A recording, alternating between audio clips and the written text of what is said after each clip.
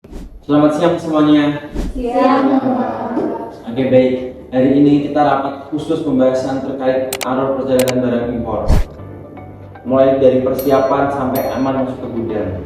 Silahkan dari kalian lapor satu persatu beserta penjelasannya. Baik Pak, izin melapor. Secara sederhana, impor itu artinya kegiatan memasukkan barang dari luar negeri masuk ke wilayah Indonesia dan harus sesuai dengan aturan yang berlaku. Mari kita bahas urutannya. Pak Faruk. Saya laporkan bahwa mengenai dokumen yang wajib disiapkan, yang pertama ada faktur dagang. Ini berfungsi sebagai bukti sah jual beli barang. Kedua, daftar isi kemasan, berinci catatan rinci jumlah dan berat setiap bungkus atau peti. Ketiga, surat angkut, bukti bahwa barang sudah diserahkan kepada pengangkut. Keempat, sertifikat asal barang, menjelaskan dari negara mana barang itu berasal. Yang kelima itu izin impor, yaitu surat persetujuan resmi dari Kementerian Perdagangan. Terus ini untuk terkait nilai kepabeanan bagaimana ya?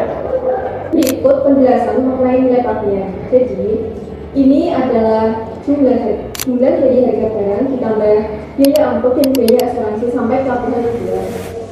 Angka ini dipakai sebagai dasar menghitung besar biaya masuk dan pajak yang harus dibayar. Penting juga agar nilai dilaporkan apa adanya dan tidak sesuai dengan. Terus untuk selanjutnya kan ada pengangkutan dan pelabuhan. Itu bagaimana ya? Untuk pengangkutan dan pelabuhan ini, dari bagian pengangkutan, saya melaporkan bahwa setelah barang tiba di pelabuhan di Indonesia, perusahaan pengangkut akan menyampaikan pemberitahuan kedatangan barang kepada bea cukai. Nah, selanjutnya barang akan ditempatkan terlebih dahulu di tempat penimbunan sementara atau TPS.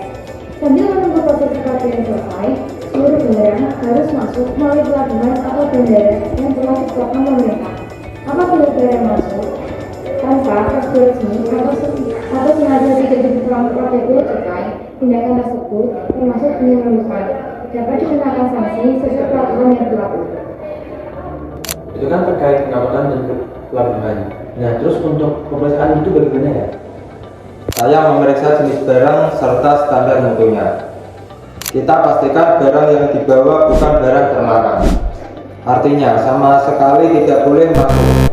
Juga bukan barang terbatas. Jenis ini boleh masuk hanya jika sudah ada izin khusus. Jika diperlukan, kita lampirkan sertifikat keamanan atau standar mutu yang berlaku. Berikut untuk urusannya dokumen dan bea cukai, kita mengajukan surat pemberitahuan impor barang yang berisi laporan lengkap. Petugas akan melakukan pemeriksaan untuk mencontohkan isi barang dengan tulisan di dokumen.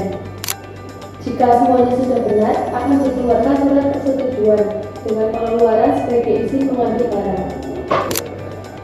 Selanjutnya, berikut hal yang berkaitan dengan keuangan dan juga pembayaran.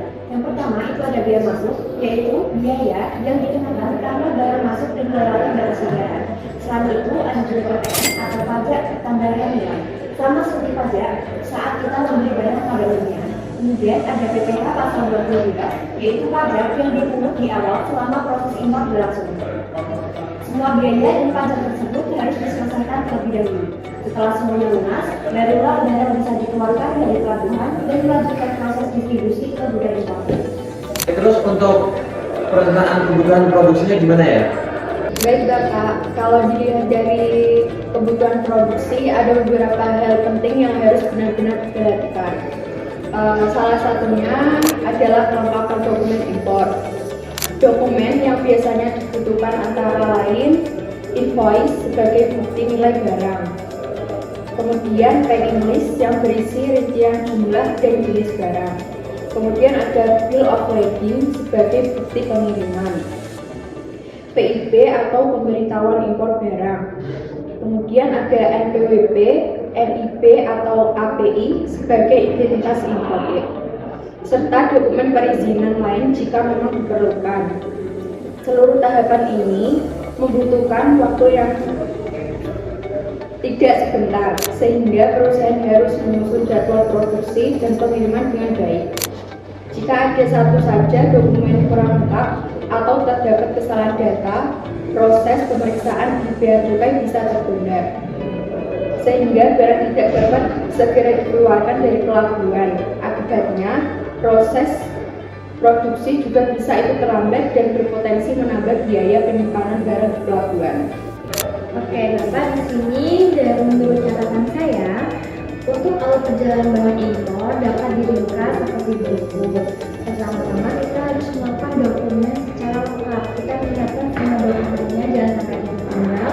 Lalu kita melaporkan nilai barang secara jujur, apa adanya dan transparan. Kemudian kita melunasi semua kewajiban, lalu kita melakukan pemeriksaan, barulah barang dapat diambil ke gudang. Seperti itu. Terima kasih semuanya atas laporannya. Mari kita jadikan rapat hari ini sebagai pedoman dalam setiap kegiatan impor yang telah kita lakukan. Terima kasih atas kerjasamanya. Semoga kedepannya semua proses berjalan dengan lancar dan tanpa kendala. Mungkin rapat pada siang hari ini saya cukupkan sampai di sini. Terima kasih. Jadi, proses impor bukan hanya sekedar membeli barang dari luar negeri, tetapi juga melibatkan serangkaian tahapan yang harus dilakukan secara berurutan, mulai dari pengurusan perizinan, penyusunan dokumen, pembayaran ke eksportir, pengiriman barang, dan pemeriksaan oleh pihak bea cukai, hingga barang akhirnya diterima oleh importir. Jika setiap proses dijalankan dengan benar dan sesuai ketentuan, kegiatan impor dapat berlangsung dengan lancar, aman, dan tepat waktu.